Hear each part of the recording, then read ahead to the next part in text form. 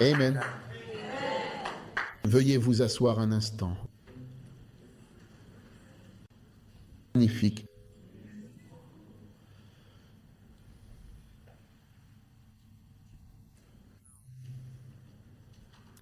Combien de missions avez-vous? Seulement 12. Waouh. Une mission, il y a un mot anglais qui révèle qu'une mission a bel et bien été confiée. Et ce mot, c'est le mot envoyé. Oui, quand vous voyez le mot envoyé, oui ou envoyé. Amen.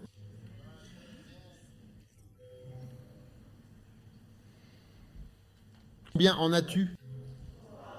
12. Maintenant, Élie.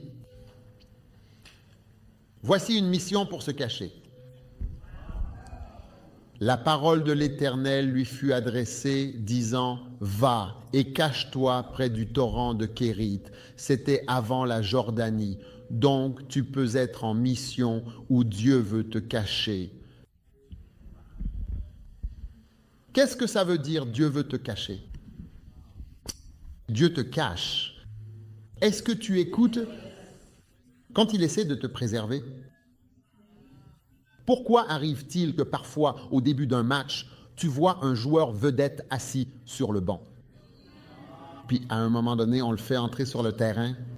Pourquoi? L'entraîneur le cache. Et l'entraîneur va le faire jouer au bon moment. Oui! Donc il y a un moment où ce n'est pas encore le moment pour que tu sois révélé. Alors Dieu va te garder quelque part et te garder caché. Dieu m'a caché pendant longtemps. Beaucoup de gens ne m'ont pas connu dans le ministère. Oui, beaucoup de gens ne connaissent pas notre Église, bien qu'elle existe depuis longtemps et soit formidable. C'est maintenant l'une des plus grandes églises. Mais Dieu nous a cachés magnifiquement. Amen. Donc il se peut que Dieu veuille te cacher et il peut te dire, je t'envoie ici. Et quand tu arrives, tu te demandes, qu'est-ce que je fais ici? Personne ne sait. Personne n'a entendu parler de moi. Dieu est en train de te cacher. Va et cache-toi près du torrent de Kérit, Chérir, qui est devant le Jourdain. Numéro 12, 14. Une mission précisément auprès d'une veuve. Mission auprès d'une personne pauvre. Et la parole de l'Éternel lui fut adressée, disant, « Lève-toi, va à Sarepta, qui appartient à Sidon, et demeure là. Voici, j'ai ordonné à une femme veuve là-bas de te nourrir. » Alors, Élie a été envoyé vers une veuve. C'était sa mission. Va voir cette veuve. Je sais que la plupart des gens n'en auraient pas envie. Comme qu'est-ce?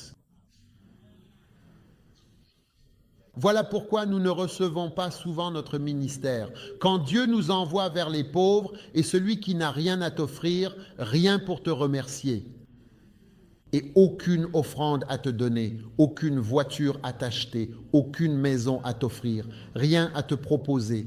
Alors nous disons, oh, l'esprit ne bouge pas. L'esprit ne bouge pas parce que tu ne vois pas d'argent. Mais Dieu a envoyé Élie, un vrai prophète, vers une femme vraiment pauvre.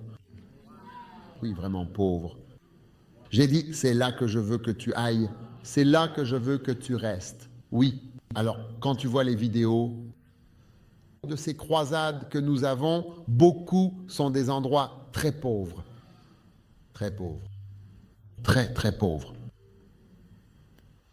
Vous savez, il n'y a pas longtemps, je suis allé dans une certaine ville au Ghana et nous avions ces vêtements que nous avions rassemblés pour donner. J'ai emmené quelques frères, un de Namibie, un d'un autre pays avec moi. Et les vêtements étaient là. Ce n'étaient pas des haillons, mais ils ressemblaient à des haillons parce qu'ils n'étaient pas repassés. Et tu vois une vieille dame comme ça arriver. Et il choisissait peut-être des jeans. Un jean, une veste en jean ou autre. Et la dame le prenait et le mettait sur son bras, tellement heureuse. Et alors qu'ils se tenaient là, ils étaient vraiment touchés. C'est comme s'ils n'avaient jamais vu une telle pauvreté. Et moi-même, ça m'a fait quelque chose. J'ai juste observé cela. Les gens se posent simplement des questions. C'est comme, je veux dire, la dame ne peut pas porter de jean, mais c'est comme si elle prenait n'importe quoi, tout ce qu'elle trouvait. Il prenait n'importe quoi et le donnait à la personne suivante. Amen. Disons quelque chose. Mais je peux vous dire, si vous me demandez, les plus belles croisades et le ministère que nous avons eu, c'était parmi les pauvres. Oui, n'importe quel jour. L'autre jour, quelqu'un m'a demandé, tu sais, quand est-ce que tu passes par l'Amérique la prochaine fois? J'ai dit, je ne passe pas par l'Amérique. L'Amérique n'est pas un endroit où je passe. Si tu veux m'inviter, invite-moi, mais ne me demande pas quand est-ce que je passe par là. Je ne passe pas là-bas.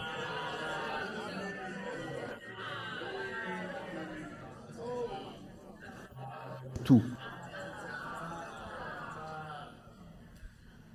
J'ai ordonné à une veuve ce qu'est être veuve. En plus de tout, une veuve a quelque chose avec laquelle elle lutte, qu'on appelle un choc. Elle est sous le choc de la perte de son mari. En plus de la difficulté de lutter, elle souffre aussi du choc. Oui, et elle lutte avec ce choc toute sa vie. Oui, c'est ça, être veuve. C'est moi? Oui.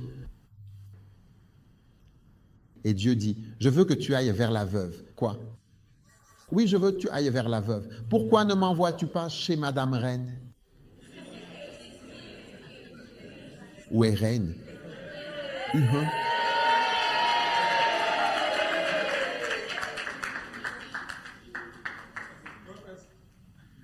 Pourquoi pas chez Merveilleuse ou Merveilleuse? Fils de merveilleuse, Oh oui. Pourquoi ne m'envoies-tu pas chez Merveilleuse? tu m'as envoyé chez une veuve. Dieu, tu es sérieux? Oui. Je veux que tu ailles vers la veuve. C'est ta mission.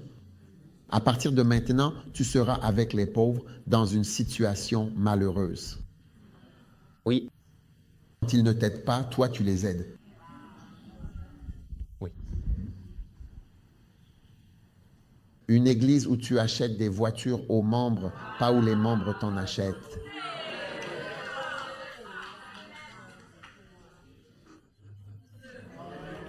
Ah, oh oui. Ensuite, numéro 15. Une mission pour réprimander quelqu'un.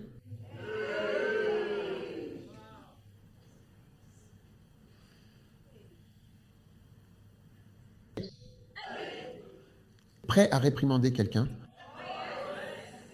Maintenant, après qu'Amazia soit revenu d'avoir massacré les Édomites, 2 Chroniques 25, verset 14, la colère du Seigneur s'enflamma contre Amazias et il lui envoya un prophète qui lui dit, « Pourquoi as-tu cherché les dieux de ce peuple qui n'ont même pas pu délivrer leur propre peuple de ta main ?» Et comme il lui parlait, le roi lui dit, « T'a-t-on nommé conseiller royal ? Arrête, pourquoi voudrais-tu être frappé ?» Alors le prophète s'arrêta et dit, « Je sais que Dieu a décidé de te détruire parce que tu as fait cela et que tu n'as pas écouté mon conseil.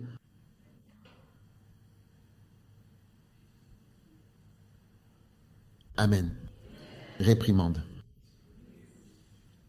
Parfois, le ministère que Dieu a pour toi, c'est de réprimander quelqu'un. C'est ça, la mission Dieu observe pour voir si tu vas réprimander la personne ou si tu vas prononcer de belles paroles.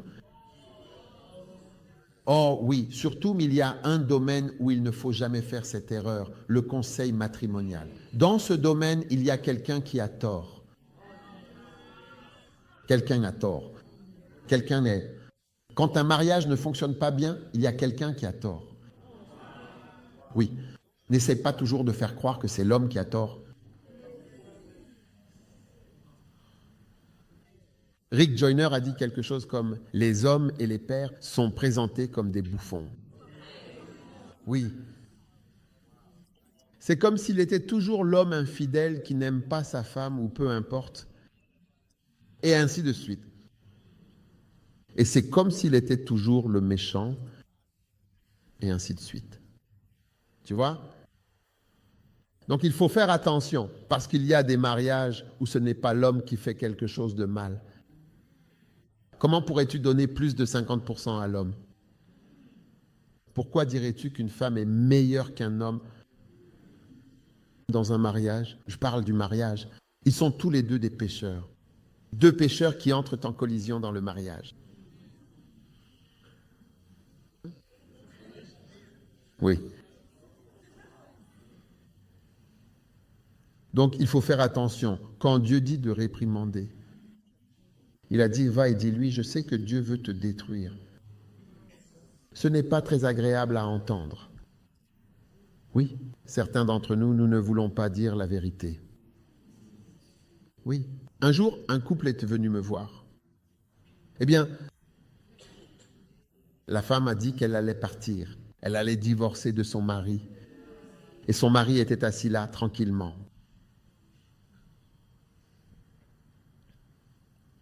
Mais tu sais, alors qu'ils parlaient tous les deux, j'ai réalisé que c'était sa femme qui faisait une erreur.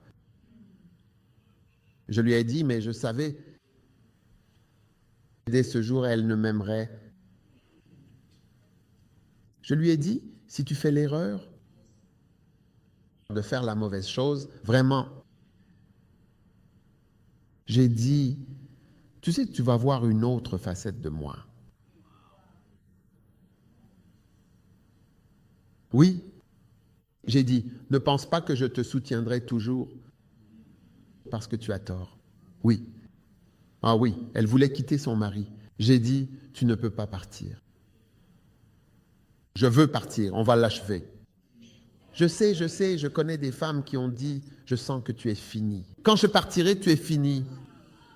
Oui, je parle, tu vois les histoires. Si tu m'entends raconter une histoire où un renard parle à un loup ou à un lapin, ce n'est pas vrai. Tu comprends, c'est juste quelque chose. Mais quand tu vois ces autres histoires, ce sont des histoires vraies. Il y a d'autres histoires vraies. J'ai dit, tu vois autre chose? Et j'ai dit, elle a dit, comme si elle allait attaquer son mari, j'ai dit, essaye d'attaquer, tu verras autre chose. Oui, et je lui ai dit, tu ne le verras pas, tu me verras. Moi, je serai là à sa place. Elle a eu peur. Alors elle a changé d'avis. Et ils sont toujours mariés jusqu'à aujourd'hui.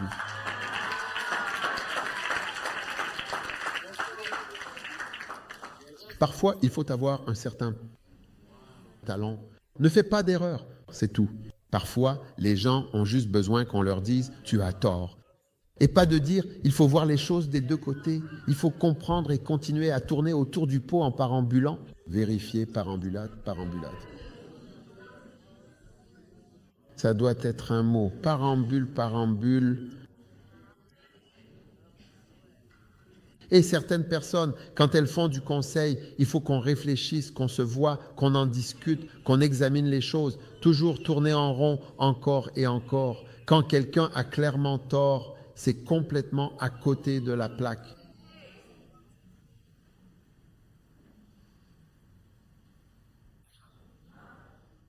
Alors quand Dieu t'envoie pour réprimander, réprimande.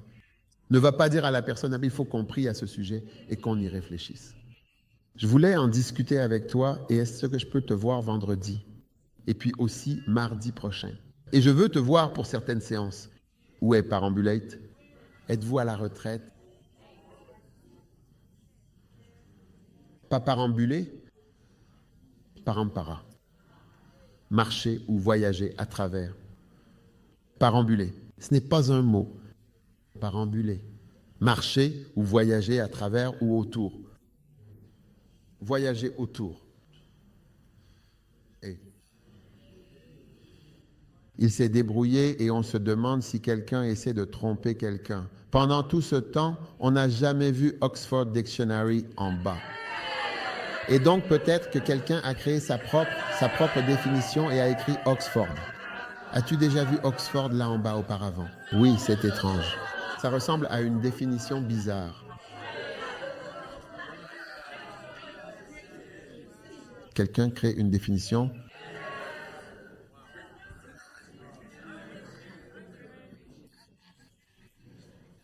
D'accord? Enlève-le parce que tu ne trouves pas le bon mot. Oh oui.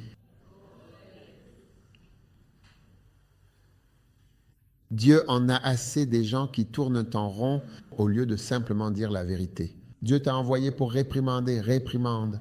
Oui. Je me souviens d'un frère, il était marié à une sœur.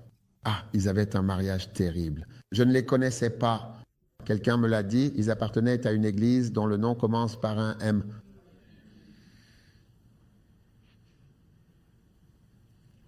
Et ils avaient de graves problèmes de mariage. Ils ont divorcé.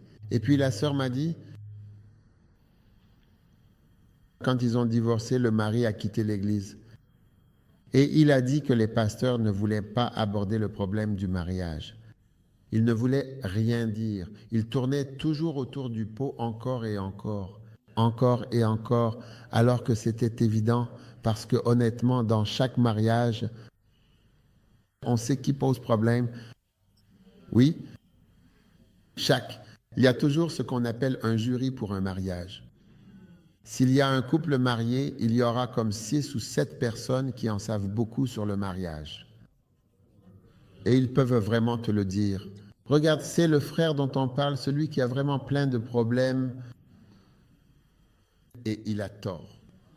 Et parfois, c'est la sœur, et tu sais quel pourcentage c'est pour les frères et quel pourcentage c'est pour les sœurs.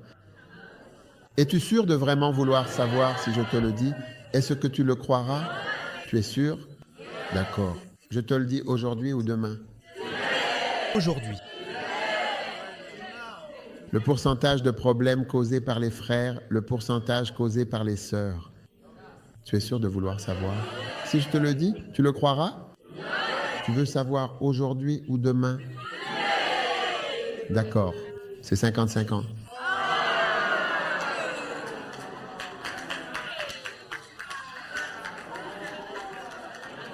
Non, en général, c'est 50-50. Si on doit entrer dans la catégorisation, les types de garçons et les types de filles, alors les pourcentages vont commencer à changer. Qu'ils soient chrétiens ou non, qu'ils croient à la Bible ou non, qu'ils soient pasteurs ou pas, alors le pourcentage change. Mais si c'est en général, c'est 50-50. Ouais, les garçons sont aussi mauvais que les filles. Et les filles sont aussi mauvaises que les garçons. Ça dépend de qui commence en premier. Oui.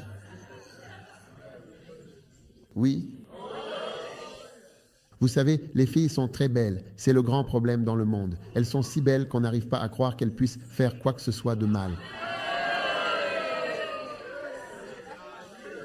Combien de personnes se rendent compte que les filles sont vraiment belles? Je veux dire, les filles sont belles. Oh, gloire à Dieu! Elles ont l'air douces, délicates. Oh oui, tellement adorables. Alors parfois, on est surpris. C'est elle qui a dit ça? Elle a vraiment dit ça? Vraiment? Oh. Une certaine épouse a quitté son mari, a porté soit 12, soit 13 accusations. Tout était des mensonges. Eh bien, il a été prouvé que c'était des mensonges.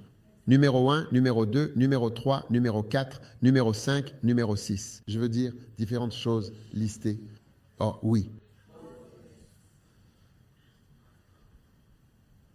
On n'arrive pas à croire que celle-ci ait pu dire ça. Oh oui.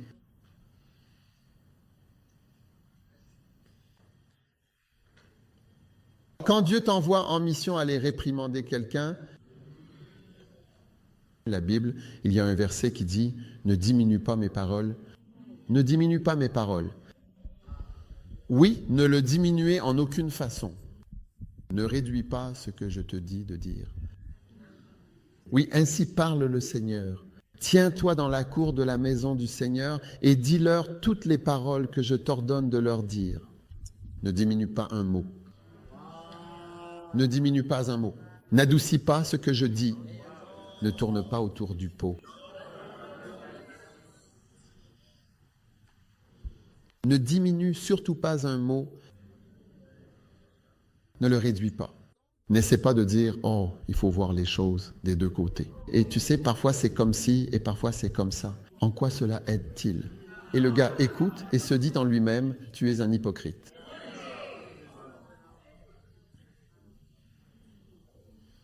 Donc Dieu t'envoie en mission pour réprimander quelqu'un. Oh oui. Et tu dois savoir que quand tu réprimandes quelqu'un, la personne ne va pas t'aimer. Oui. Non, personne ne va t'aimer. Numéro 16. Une mission de femme. Oh, Dieu t'a envoyé en mission, celle d'une fille. Mission de fille. Père 94. Qui sait si tu n'es pas venu au royaume pour un temps comme celui-ci? Comme il est dit, si tu gardes le silence en ce temps-ci, le secours et la délivrance surgiront d'autre part pour les Juifs. Mais toi et la maison de ton Père, vous périrez. Amen. Waouh. Mission de fille.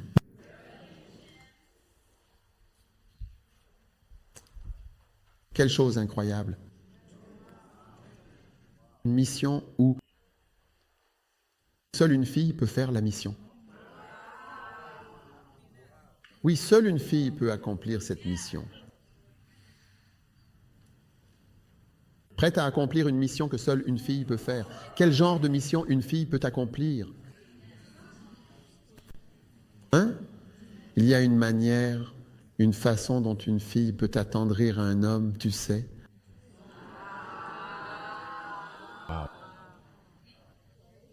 Et parfois, il y a une façon dont il te traite un peu mieux.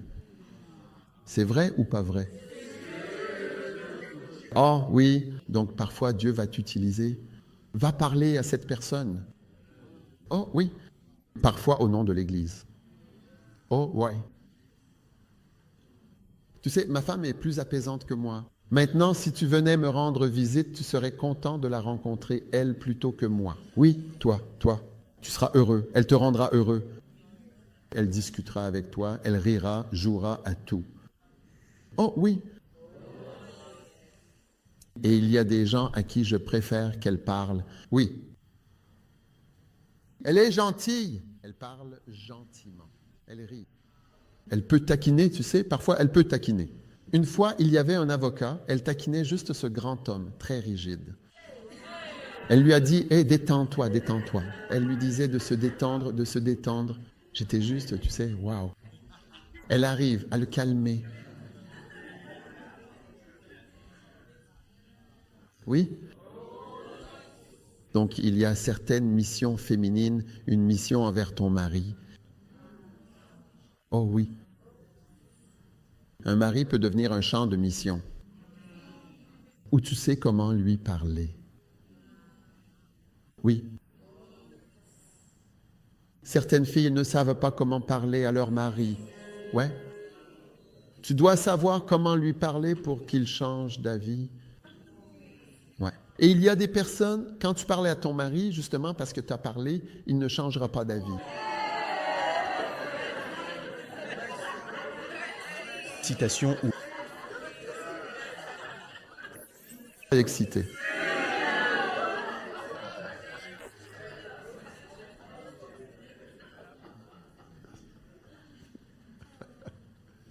Un jour, une sœur est allée parler à son mari et elle a dit, le mari était pasteur, puis d'autres pasteurs sont venus la voir et lui ont dit, Tore, parle à ton mari de cela. Alors elle est allée voir son mari. Elle a dit, je voulais te parler. Ils ont dit que je devais te parler. Et le mari s'est tourné vers elle et a dit, qui t'a dit que tu pouvais me parler? Qui t'a dit? Qui t'a dit? Qui a dit que tu ne pouvais pas me parler? Tu ne peux pas me parler. Ah oui. Et la situation a empiré. La situation a empiré parce qu'elle avait perdu la faveur. Oui, elle avait perdu la faveur. Mais Esther a été envoyée en mission auprès de son mari. Et si elle va voir son mari de la mauvaise manière, elle se fera tuer. Alors elle devait se coiffer. Elle devait s'habiller de la façon dont elle savait que son mari aimait. Oui, parce que je suis sûr que le roi avait ses préférences. Peut-être qu'il aimait certaines couleurs en particulier. Tu sais que les gens aiment les couleurs. Si les gens aiment, tu serais surpris. Ils ne savent même pas qu'ils aiment cette couleur. Mais quand ils voient par exemple quelqu'un porter du rouge, ils se mettent en colère. Ou alors on ne sait jamais. Quand ils portent du vert clair, ils deviennent calmes. Ou quand ils portent du blanc, ils deviennent heureux. Oui, tu ne sais pas, on ne sait jamais. Peut-être que tu devrais observer et voir. Oui. Et tu portes toujours du noir. Et ils n'aiment pas le noir. Alors Esther, elle avait pour mission d'essayer de convaincre son mari d'aider les Juifs. Oh, oui. Tu sais, je veux dire quelque chose. Quand les gens le marient, vous demandez pourquoi tu l'aimes, pourquoi tu l'aimes elle. Eh bien, ils ont des réponses merveilleuses. Je l'aime parce qu'elle me comprend vraiment. Mais après quelques années, tu te rends compte que si tu poses la question, ils disent « La personne qui ne comprend rien à ce que je dis, c'est ma femme. » Tu ne comprends rien, essayons de comprendre. Jamais d'accord, jamais un oui, jamais abandonné, jamais un non. Et toujours une discussion. Jamais d'accord. Ouais, Si tu veux qu'elle aille à gauche, dis que tu penses qu'on devrait aller à droite, elle dira non, on va à gauche.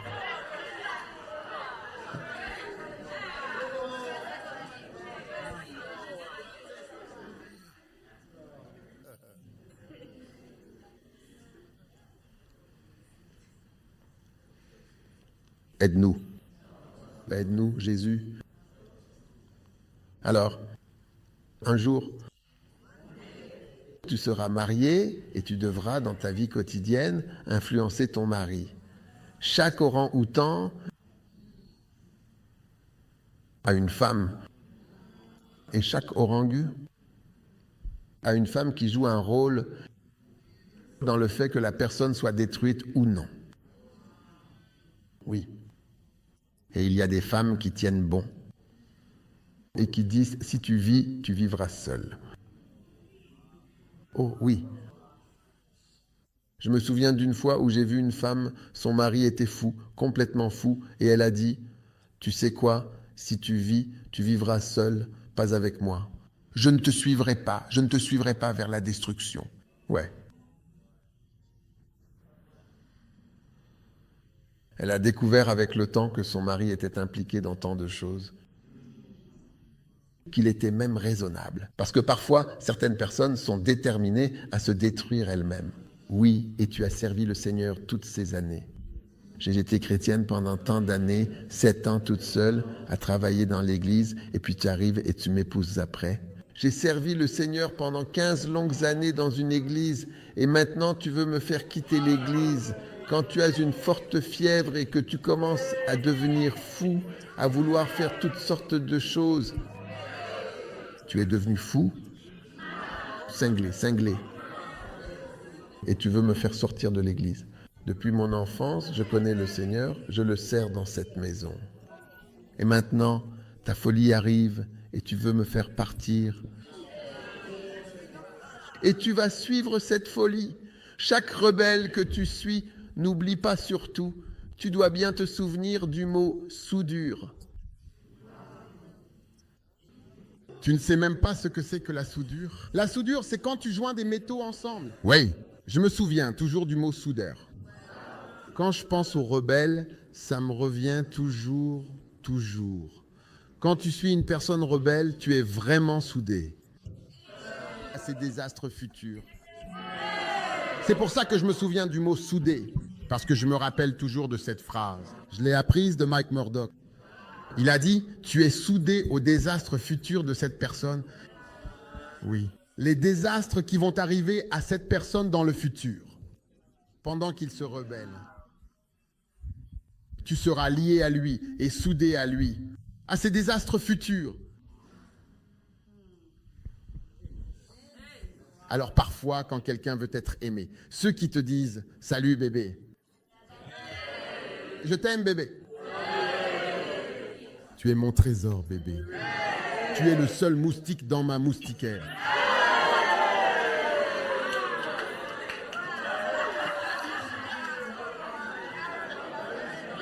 Tu es le seul caillou sur ma plage.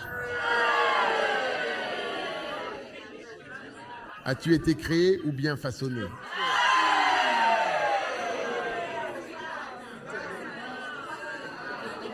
Je te donnerai mon cœur et j'utiliserai des piles.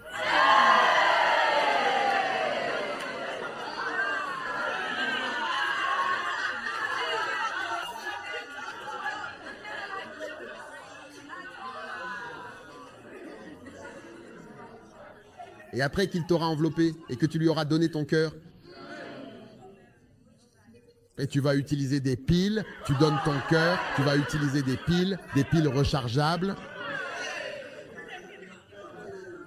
et puis tu le suis. Signe, je t'aime, aime-moi, je t'aime, je te prends comme ma... Peu importe. Désormais, ce sera pour le meilleur et pour le pire. Dans les bons comme dans les mauvais moments, dans la prospérité et dans l'adversité. Jusqu'à la mort nous sépare. Tu vois? De grands mots. Puis tu continues. Alors, un esprit rebelle, un esprit de rébellion entre dans cette personne. Et il commence à rétrograder. Il ne veut plus aller à l'église. Il commence par arrêter de payer la dîme. Puis il commence à te demander, pourquoi paies-tu ta dîme? Nous avons des factures à payer. Nous avons tellement de choses à faire. Et il commence quand il veut faire une offrande spéciale à l'église. Et tu as levé la main. Il a attrapé ta main et l'a baissée. Il a baissé ta main.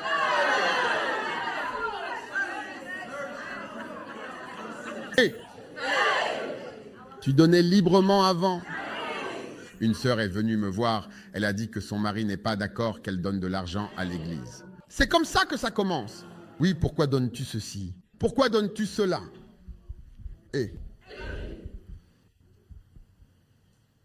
Et puis, il dit, je pars. Oh, je ne viens pas. Je ne vais pas rester toute la nuit. Tu y vas? Tu pars? Tu pars vraiment? À ce moment-là, j'ai envie de faire l'amour. Veiller toute la nuit.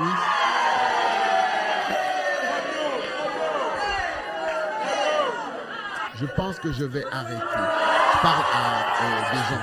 C'est comme si je devais aller parler à une école de mariage.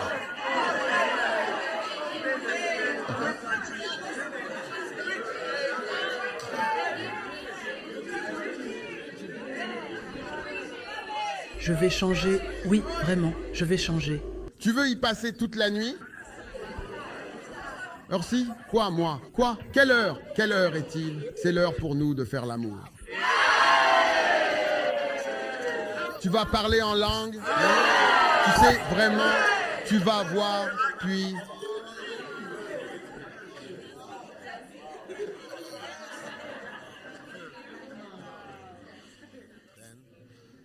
Lui, il n'y va pas. Et puis toi, tu y vas.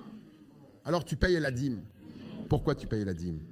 Tu sais, on a acheté une maison. Tu sais, quand tu mets l'hypothèque, mon argent et ton argent ensemble, c'est notre argent. Et on est en train de vendre. Et tu es enceinte pour la 3e fois. Et comment va-t-on payer les couches? Payer ceci, payer cela, payer encore ça. Et toi, tu payes la dîme. Comment peut-on faire ça? Regarde la nouvelle voiture du pasteur. Il s'est acheté la toute dernière BMW. La toute dernière Volvo. Le pasteur a une maison, oui. Et regarde-nous, ce n'est pas facile pour nous. Ouais. Et puis petit à petit, tu vois qu'il vient à l'église, c'est à ce moment-là qu'il arrive. Le pasteur a prêché un message puissant. Et tu te dis en toi-même, oui, oh Dieu, parle-lui, parle-lui. Et quand tu regardes dans sa direction, il dort. Il a raté. il a raté le message. Il a complètement raté le message puisqu'il dormait. Alors que la partie la plus puissante du message arrivait.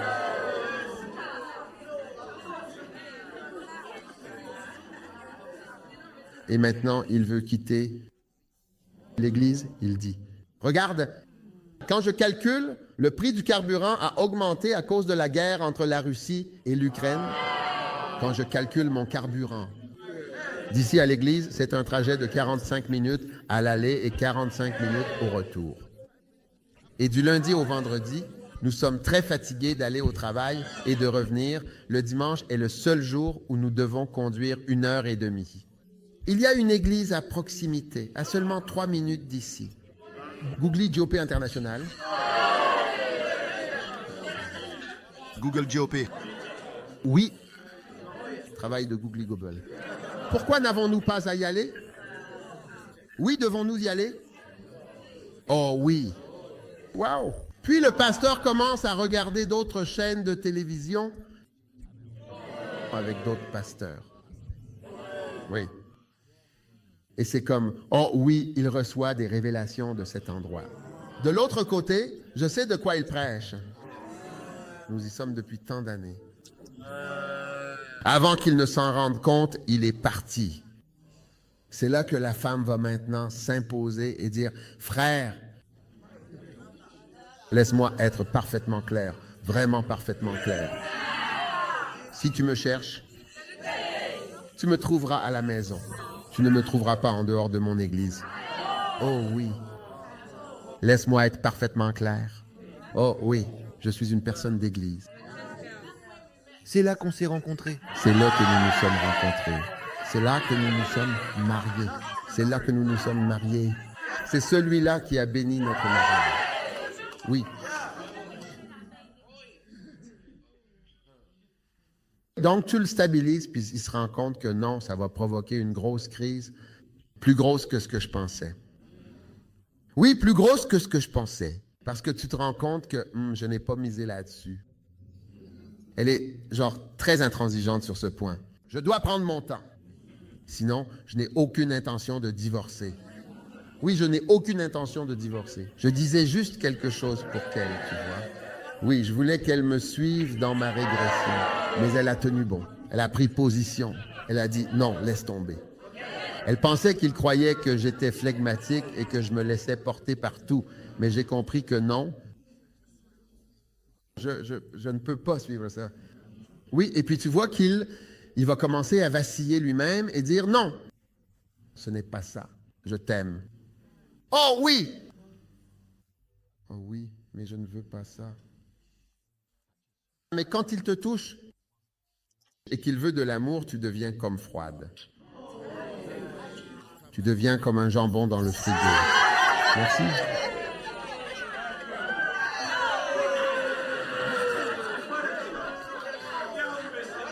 Oui. Tu n'es pas obligé de faire ça, je ne pense pas.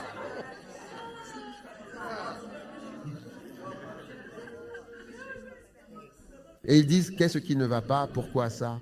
Tu ne. Je ne ressens rien. Et tu dis, oui, moi non plus, je ne ressens rien. Je n'ai aucun sentiment. Parce que mon âme est affectée.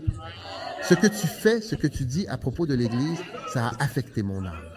Il me faudra plus de 3 semaines pour m'en remettre. Je te fais jeûner. Donne-moi un peu de temps. Tu vois qu'il regarderait. Bien que l'homme soit la tête, l'épouse est le cou, oui, c'est la prochaine. Elle fait partie du cou. Et je vais te dire une chose, beaucoup de maris ne veulent pas divorcer. Souviens-toi toujours que tu ne veux pas vraiment divorcer. En fait, j'ai des pasteurs dont les épouses sont décédées. C'est l'un des grands problèmes pour eux de se remarier. Ils ne semblent pas vouloir une autre personne.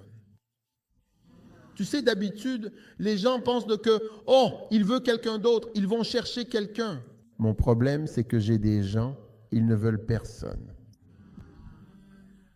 C'est très triste. C'est comme si la femme était partie et c'est tout, bon, il reste là. Quand tu proposes quelqu'un, c'est comme si tu suggérais de manger des sauterelles ou de manger un aliment qu'il n'aime pas. C'est vrai.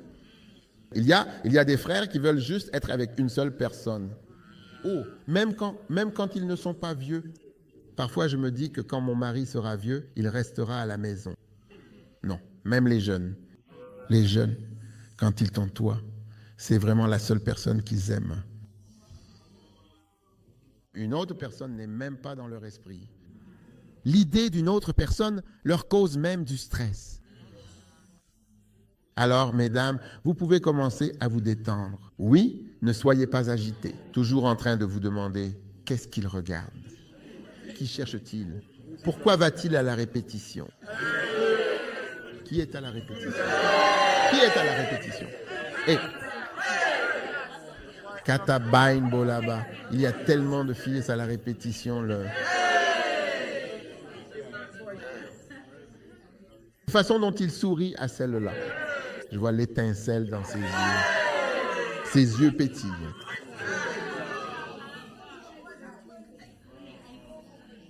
Alors, une mission pour ton mari. Là où tu tiens bon, c'est que tu y vas seul. Je n'irai pas. Oh oui.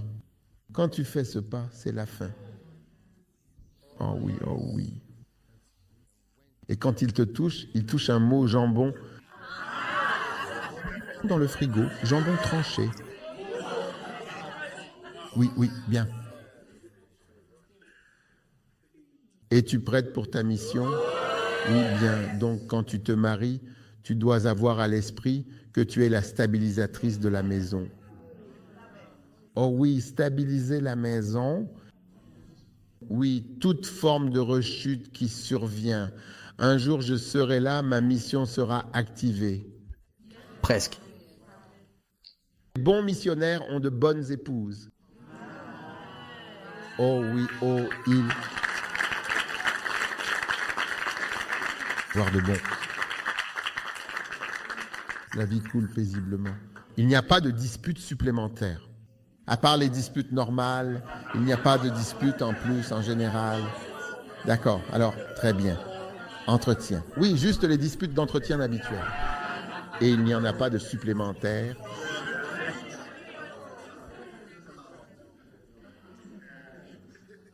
Bénédiction. Alors, combien de filles vont réussir dans votre mission auprès de l'homme? Et c'était Esther. Elle a réussi, elle est sortie, elle a mis ses plus beaux vêtements. Elle savait comment se comporter. Elle savait que lorsqu'il voulait se tourner de ce côté, elle savait comment se tourner de l'autre. Quand il voulait faire ceci, elle savait exactement comment s'adapter.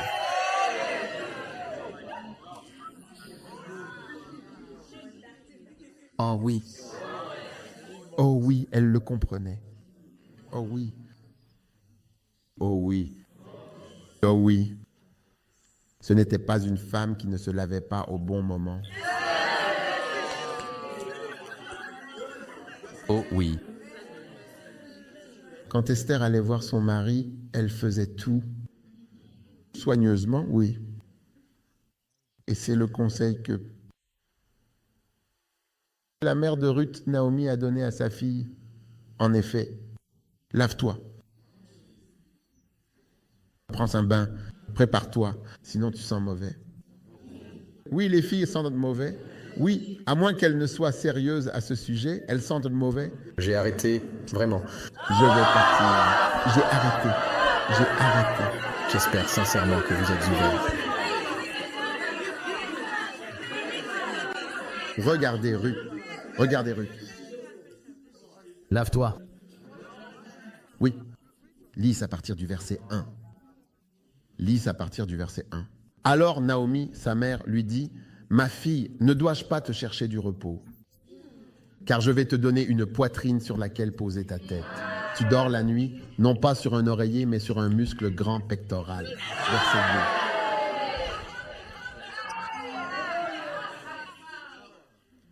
2. Et maintenant, Boaz n'est-il pas de notre parenté? C'est un parent avec les servantes duquel tu étais. Voici, il vanne l'orge cette nuit sur l'air. Change la version de celle-ci. Change pour la version niveau. Chance. Maintenant, Boaz, ce soir, il vannerait près de... Revenons à la King James, verset 3. Verset 3. Oh oui, lave-toi donc. Et oins-toi, tu vois, avec des parfums et d'autres choses. Et je t'ai dit que tu es plus jolie avec des vêtements, n'est-ce pas? Mets ton habit sur toi et descends à l'air. Mais ne te fais pas connaître à l'homme avant qu'il ait fini de manger et de boire. Le timing. Oui. Quand le faucon frappe et tue sa proie, c'est à cause du timing. Charge d'amplifier. Lave-toi et oins-toi d'huile d'olive, puis mets tes plus beaux vêtements. Oh, oui. Et descends à l'air de battage. Mais reste hors de la vue de l'homme jusqu'à ce qu'il ait fini de manger et de boire. Oh oui, Bible vivante, NLT Bible vivante. Maintenant, fais exactement comme je te le dis. Prends un bain de près, fais une révérence. J'ai dit, prends un bain, mets du parfum, puis habille-toi de tes plus beaux vêtements. Ce sont nos clés complètes, venant d'une mère, ceci. Vient d'une mère, et certains pasteurs sont des mères et des pères. Oui. Va à l'air de battage. Ne laisse pas Boaz te voir avant qu'il ait fini de manger et boire. Prends un bain et mets du parfum. Habille-toi de tes plus beaux vêtements.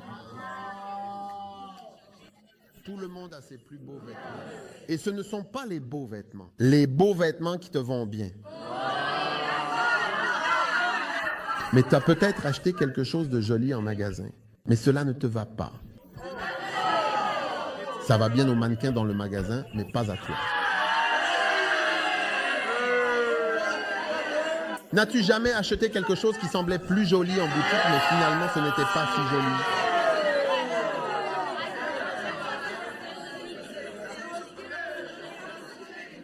Verset 4. C'est la mission pour l'homme. Assure-toi de bien voir où il s'allonge. Puis va et découvre ses pieds. Et allonge-toi là. Tu sais pourquoi tu t'allonges? Pourquoi s'allonger dans le champ? Ça le fait se sentir important. Waouh, tu sais, tu es vraiment quelqu'un de formidable. Je suis allongé à tes pieds. Aucun homme n'aime être rabaissé. Se sentir banalisé. Oh oui, je pourrais te raconter encore plus d'histoires à ce sujet. Oh oui. Verset 5, colle plutôt à Dieu. Et Ruth répondit, je ferai tout. Pas seulement certaines choses. Tout ce que tu dis. Ruth répondit, oui, je ferai tout ce que tu dis, répondit Ruth. Verset 6. J'ai reçu ce message. Verset 6. Alors, cette nuit-là, elle descendit à l'air de battage et suivit les instructions de sa belle-mère. Waouh. Et le verset 7. Magnifique. Et après que Bouz eut fini de manger et de boire et qu'il était de bonne humeur. Tu vois, elle a choisi le moment où il était de bonne humeur. Il s'est allongé à l'extrémité du tas de grains et s'est endormi. Et alors Ruth est venue discrètement et a découvert ses pieds. Pas son torse, ni sa braguette, ni rien d'autre. Absolument rien d'autre.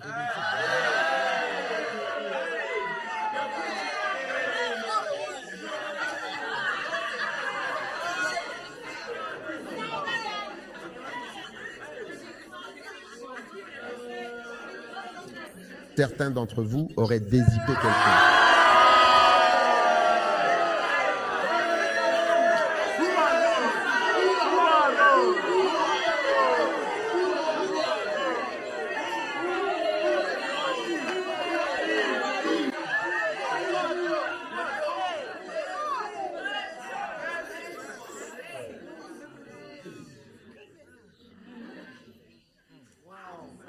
Pourquoi?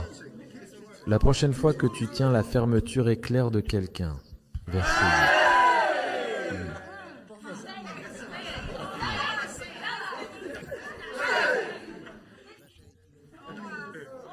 Vers minuit, Boaz se réveilla soudainement, se retourna et il fut surpris de trouver une femme allongée à ses pieds. Waouh! Verset 9.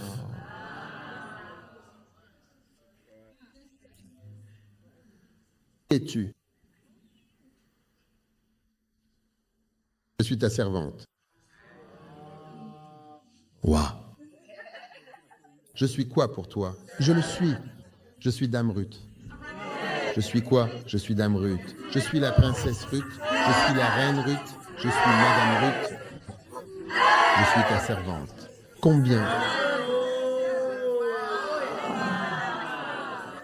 Combien de frères aimeraient épouser une servante?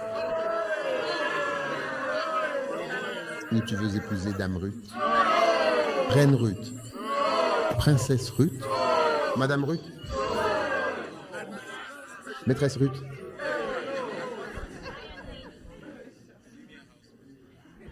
Oh oui. Verset 10.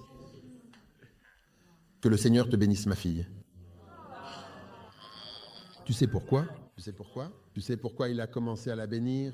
Parce que tu vois, quand tu t'allonges à ses pieds, parce que tu comprends, il s'est réveillé, a vu cela, il s'est dit, oh, c'est une femme inoffensive. Une femme inoffensive est très attirante. Tu gagnes 10 points de plus en étant inoffensive.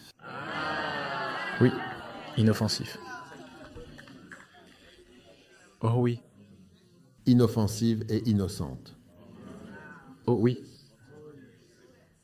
Oh oui. Inoffensif. Vraiment sans danger. Totalement inoffensif. Waouh. Tu montres encore plus de loyauté familiale maintenant qu'avant, car tu n'es pas allé après un homme plus jeune, qu'il soit riche ou pauvre. Ouais, parce qu'un homme plus jeune aura plus de puissance sexuelle. D'accord.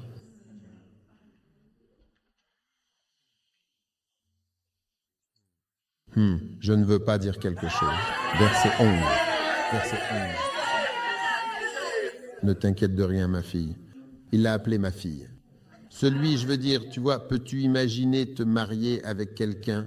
Ma fille. Ma servante et ma fille. Ce sont les mots qui sont utilisés.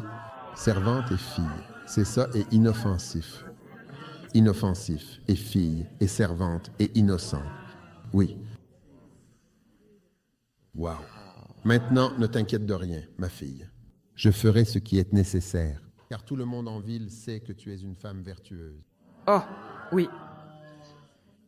Waouh. Bon, d'accord, j'ai compris. De toute façon. D'accord, excusez. Donc, la mission vers l'homme. Donc, ce dernier, c'est la mission vers l'homme. La mission d'Esther vers l'homme. Waouh.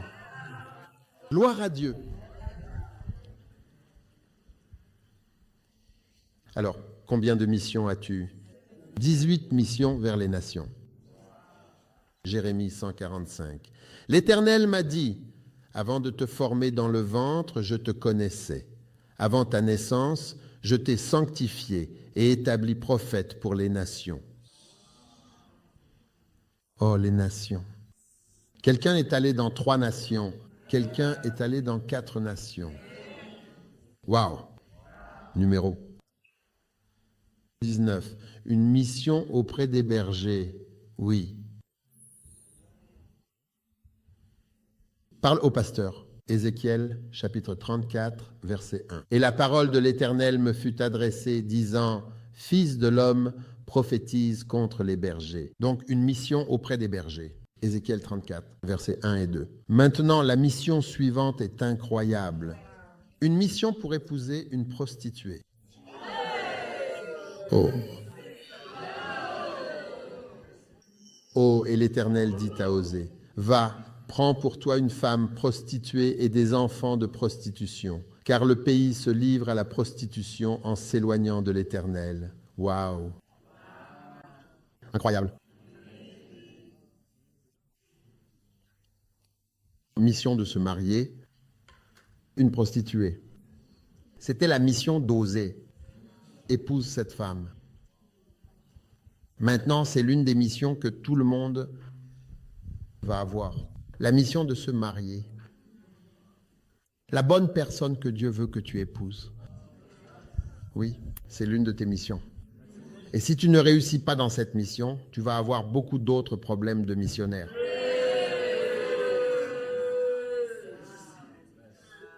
Alors, comment peux-tu choisir celle que Dieu veut vraiment, véritablement que tu épouses? Oui. Oui, bien sûr, absolument, évidemment. Et hors portée de voix. L'art d'entendre, oui. Dans l'art d'entendre, Comment entendre la voix de Dieu maintenant dans le Deutéronome? Ou si tu préfères, veux-tu me faire courir? Ou les psaumes. Non, choisis non. Choisis-en un, choisis-en un. Ça a l'air bien. Le psaume 23. L'Éternel est mon berger. Maintenant, si l'Éternel est ton berger, qu'est-ce qui va se passer? Je ne manquerai de rien, je n'aurai pas besoin de paix parce que j'ai la paix. Je ne manquerai pas d'argent parce que j'ai de l'argent. Je ne manquerai pas d'amour parce que j'ai de l'amour. Si l'Éternel est ton berger, il te conduira vers une personne aimante. C'est très triste d'être marié à une personne qui n'aime pas. Et Dieu dit à Osée, je veux que tu épouses cette prostituée. Waouh. Dieu a choisi ta femme. Dieu a choisi ta femme. Si Dieu choisit ta femme, tu as eu le meilleur.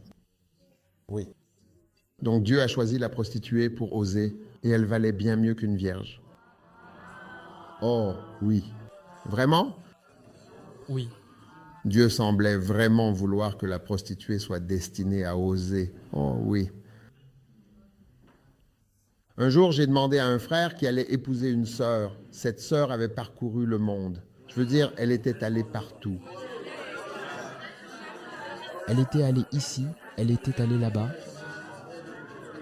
Alors je lui ai demandé, j'ai dit, frère, est-ce que ça te dérange? Est-ce que ça te dérange de savoir que cette sœur que tu vas épouser est allée ici, là, là-bas, partout et tout ça? Il a dit non. Il a dit, pour moi, ça veut dire qu'elle sait, eh bien, aimer. Oui. Oui, elle sait comment aimer un homme. C'est pour ça que les hommes la voulaient. Elle sait aimer. Waouh. Différentes façons de recevoir la révélation, je te le dis. Merci. Alors peut-être que Dieu l'envoyait vers quelqu'un qui sait comment s'occuper d'un homme. Quoi passer? Je ne sais pas. Je ne sais pas. Mais ce que je sais, c'est que le Seigneur est mon berger.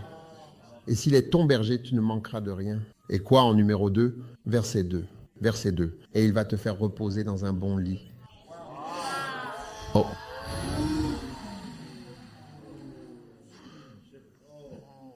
Si Jésus te guide, c'est qu'il va te conduire dans un bon endroit pour dormir. Mon Dieu. Et il va te conduire près des eaux paisibles. Pas des eaux agitées. Où il y aurait du chaos à la maison tous les jours. Il restaure mon âme. Il conduit sur le chemin de la justice à cause de son nom. Donc tu as besoin, amen, d'être guidé par le berger. Oui. C'est probablement la mission la plus difficile à bien faire. Qui épouser?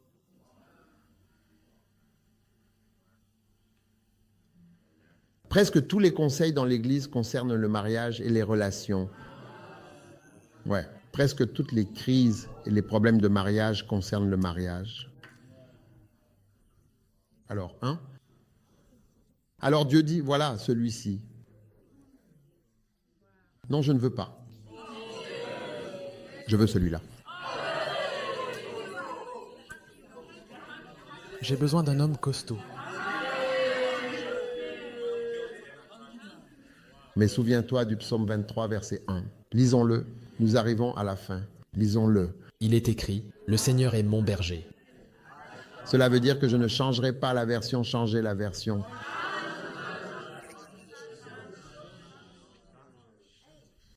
Je ne manque de rien. Le Seigneur est mon berger. Je ne manque de rien. Ouais. Ouais. Donc, je veux dire, parce que quand on se marie, on peut manquer de beaucoup de choses. Oh oui, j'ai parlé à un frère, il m'a dit qu'il a faim. J'ai parlé à un autre frère, il m'a dit, je suis charognard. C'est ainsi tout le temps, cela ne change jamais, c'est toujours comme ça. J'ai rendu visite à un frère et j'ai remarqué qu'il avait toujours une grosse grappe de bananes à la maison. Alors un jour, j'ai demandé, qu'est-ce que c'est que toutes ces bananes? C'était pour compléter. Wow.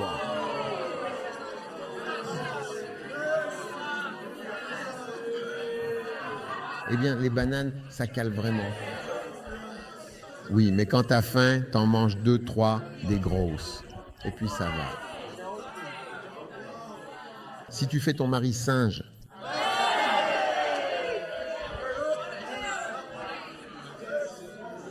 change la version, s'il te plaît. Le Seigneur prend soin de moi comme de sa brebis. Je ne manquerai d'aucun bien. Pourrais-tu, s'il te plaît, changer la version, si possible? Le Seigneur est mon berger. Je ne manque de rien.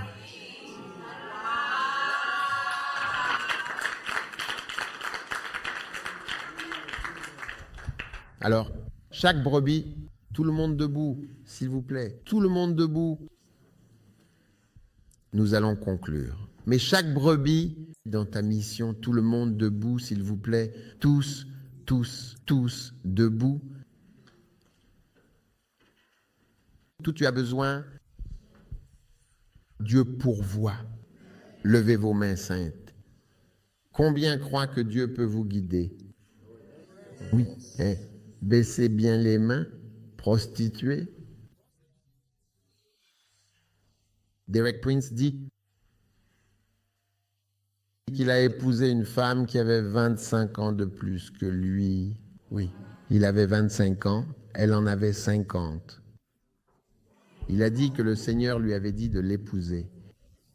Et il a dit qu'il avait eu un bon mariage. Il a dit que peu de gens pouvaient dire avoir eu un aussi bon mariage que lui.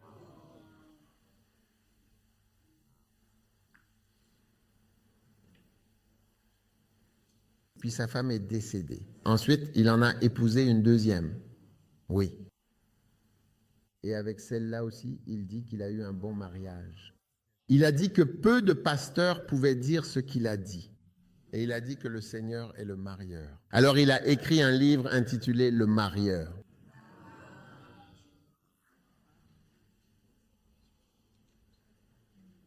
Donc, tout le monde ici va avoir un bon mariage. Et même si vous avez commencé du mauvais pied, à tourner en rond, à errer souvent, à avoir des relations qui gâchent votre vie,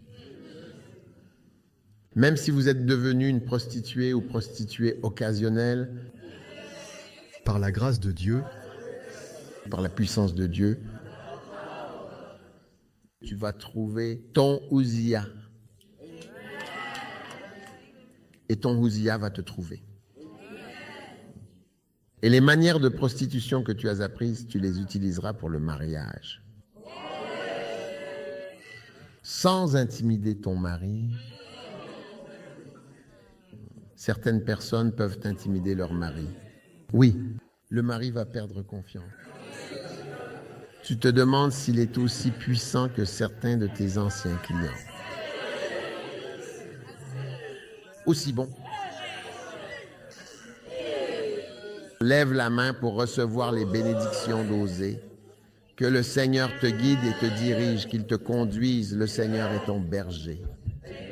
Tu as tout ce dont tu as besoin. Chaque femme dont tu as besoin. Chaque homme dont tu as besoin. Tu es guidé par le Saint-Esprit dans ta mission spéciale. Mission envers ton homme. Mission envers ta femme. Au nom de Jésus. Quiconque est osé. Et quiconque est la prostituée. Quiconque est un couple improbable. Que le Seigneur soit ton entremetteur. Et que le Seigneur te guide continuellement vers sa volonté. Au nom de Jésus. Amen. Que Dieu te bénisse. Vous pouvez vous asseoir. Très bien.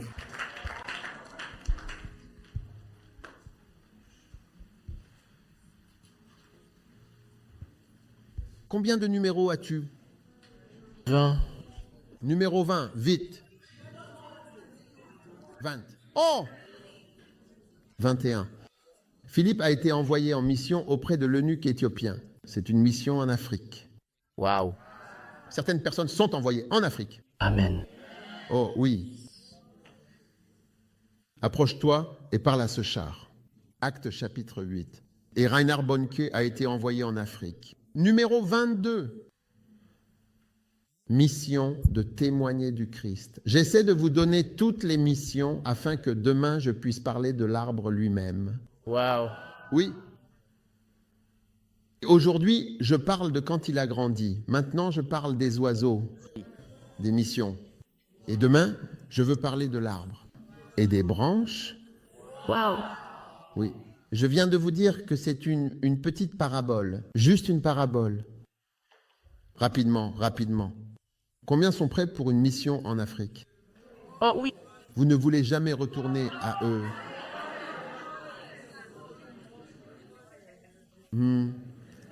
Reinhard Bonnke, il avait un merveilleux, célèbre et très précieux diamant de ministère pour l'Afrique. Waouh. C'est l'eunuque éthiopien. C'est la mention de l'Afrique dans la Bible. Et Dieu a envoyé Philippe, va vers cette Afrique. Waouh. Numéro 22, une mission pour témoigner. 23, mission pour 22, mission pour témoigner. D'accord, pas de problème. Mission pour témoigner. Dans ta maison. Rentre chez toi, mission dans ta maison. Waouh. Marc 5, 19. NASB, Marc 9, 5, 5, 19.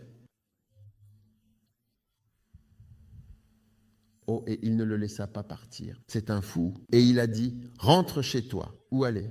À la maison. Rentre chez toi. Oh oui, ta maison doit être sauvée. Amen. Amen. Mission dans ma maison. Mission dans ta maison. Magnifique. Vas-tu servir dans ta maison? Amen. Numéro 23, mission vers S. 24. 24, mission à 23. Mission vers les païens. Amen. Paul, Barnabas et compagnie ont été envoyés vers les païens. Amen. Amen. Les païens, ce sont les non-croyants. Et la dernière, c'est une mission justement pour le monde. Waouh. Oh, oui. Jean chapitre 3, verset 16. Dieu a tant aimé le monde. Dieu a tant aimé le monde qu'il a envoyé son Fils unique, son unique Fils. Une mission pour le monde entier. Et je crois que Dieu nous a donné une mission pour le monde entier. 190 nations, même si nous ne sommes que dans une 90aine de pays. Je crois que bientôt, grâce à Dieu, il y aura environ 145 nations. Amen. Amen. Et nous allons très bientôt franchir la barre des 180, puis progressivement, nous atteindrons 190. Amen. Et il n'y aura aucun pays dans le monde qui sera trop fort pour nous. Amen. Il n'y aura aucune île qui pourra nous empêcher d'entrer. Amen. Oh, oui. Il n'y aura absolument aucune guerre qui pourra nous empêcher d'aller jusqu'au bout. Nous construirons 7 cathédrales dans chaque pays. Amen. Oui. Et nous organiserons des croisades dans chaque pays et publierons les livres dans chaque langue. Dieu a tant aimé la ville. Dieu a tant aimé ton village. Dieu a tant aimé le monde. Vraiment. Le monde. C'est ça la vision. Oui, c'est la vision. Le monde. Le monde inclut chaque pays. Chaque pays. Il suffit d'y croire. Et je sais que Dieu va m'utiliser pour une mission dans le monde entier. Oui. Oui. Je sais que Dieu va m'utiliser pour tous. Même si je ne le vois pas de mes propres yeux, les graines de moutarde, que j'ai semées, des graines de moutarde, ah, ils vont grandir. Elles vont devenir des arbres. Et les nids de missiles vont s'installer sur cet arbre et seront lancés vers le monde. Oh oui. Bientôt, nous aurons un pasteur yéménite, le Yémen. Oh oui. Nous aurons des pasteurs qui parlent arabe. Oh oui. Oh oui. Vous savez, une fois, je suis allé à Beyrouth. Vous connaissez Beyrouth? Oui. Beyrouth se trouve au Liban. Quand je suis arrivé là-bas, j'ai vu mon livre en arabe. Oui. Il l'avait traduit. Il était chanté en arabe. Comme ça. En arabe. Oh!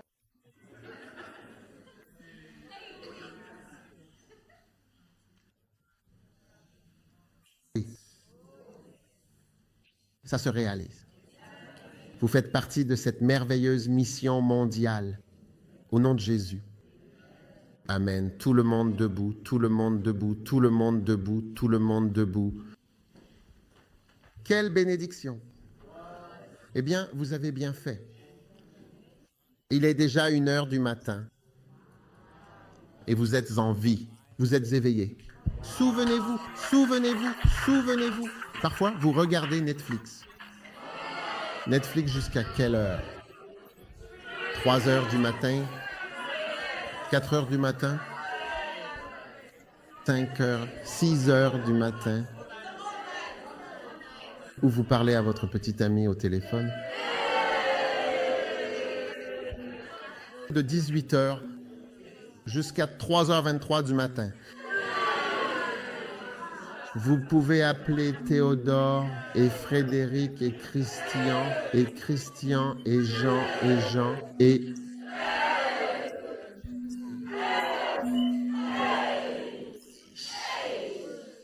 Tu dis salut mon chéri? On va s'appeler entre nous.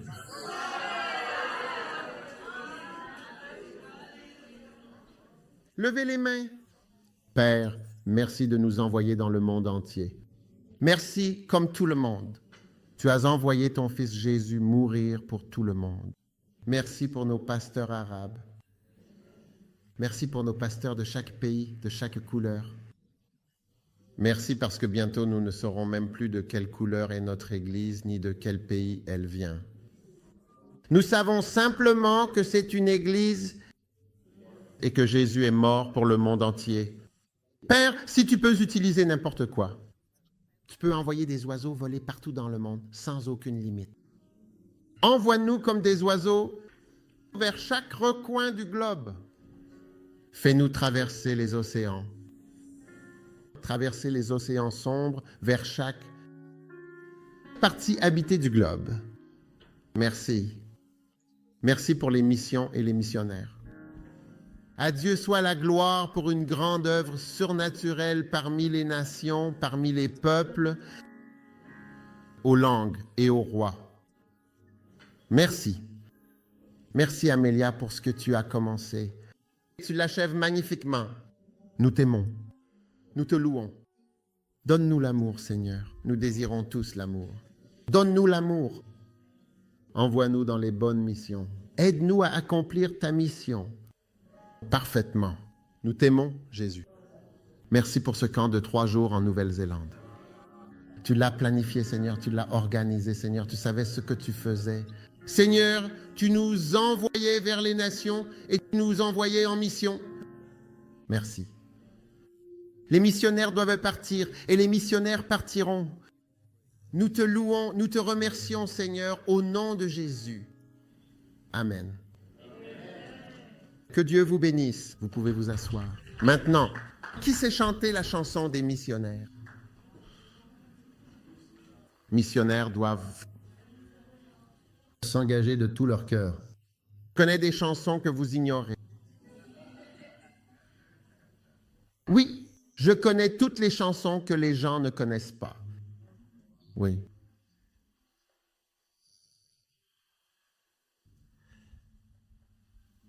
Et qu'en est-il de... Hein? Elle sait chanter le Canada. D'accord? Sortez votre offrande d'action de grâce pour aujourd'hui. Nous avons un camp de 3 jours, ce qui est rare. Cela aurait été la fin du camp. Oui. Donc, nous avons 3 jours organisés par Dieu.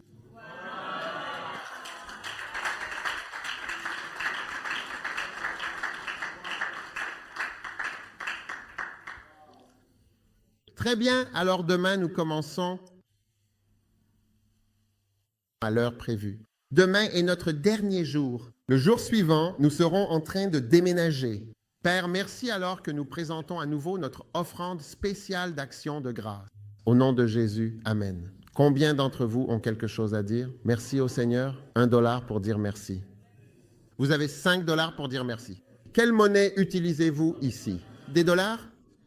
Vous avez $10 pour dire merci. Vous avez $3 pour dire merci. Dites merci. Ne dites pas merci. Amen. Quoi que vous ayez, dites simplement merci au Seigneur. Amen.